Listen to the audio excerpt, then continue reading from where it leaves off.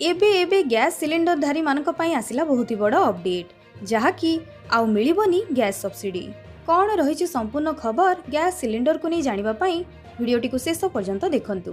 किंतु ता पूर्वरु निश्चित वीडियो को लाइक करिदेबे, चैनल को प्रथम थर आसीथिले चैनल को सब्सक्राइब करी पाखरे थिबा बेल आइकन रे टिपी ऑल रे सिलेक्ट करबा को जमारू भूलिबे नाही। गत वर्ष केंद्र पेट्रोलियम मंत्रालय एक नूतन आदेश जारी करिछि। जेउ मानक गैस सिलिंडर अछि सेमानंकु मे 31 पर्यंत समय दिया जाइछि। वर्तमान एलपीजी सब्सिडी पाइबा पई ई केवाईसी बाध्यतामूलक करा जाइछि।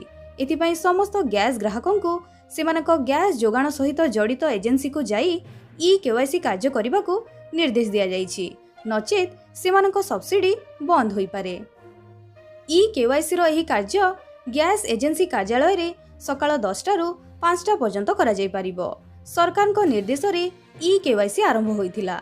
जदि आपण गैस सब्सिडी पाइबाकू चाहुछंती तेबे मे 31 सुधा ई केवाईसी कार्य करंतु।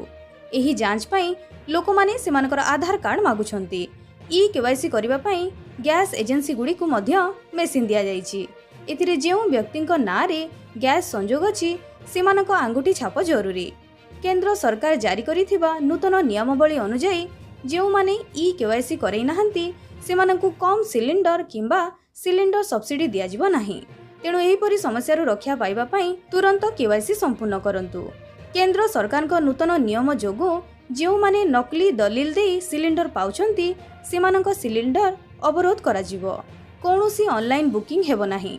नूतन नियम अनुसार यह स्पष्ट जे जदि कोनोसी घरे समान ना थिबा 2टी रु अधिक सिलिंडर थाए तेबे द्वितीय सिलिंडर स्वयं चालित भावरे अवरोध होई जिवो। तो यह थिला गैस सिलिंडर को नहीं संपूर्ण खबर। वीडियो को लाइक करिदेबे, शेयर करिदेबे, चैनल को सब्सक्राइब करबा को जमारो भूलिबे नाही। आपणकर दिन मंगलमय हेउ। जय जगन्नाथ।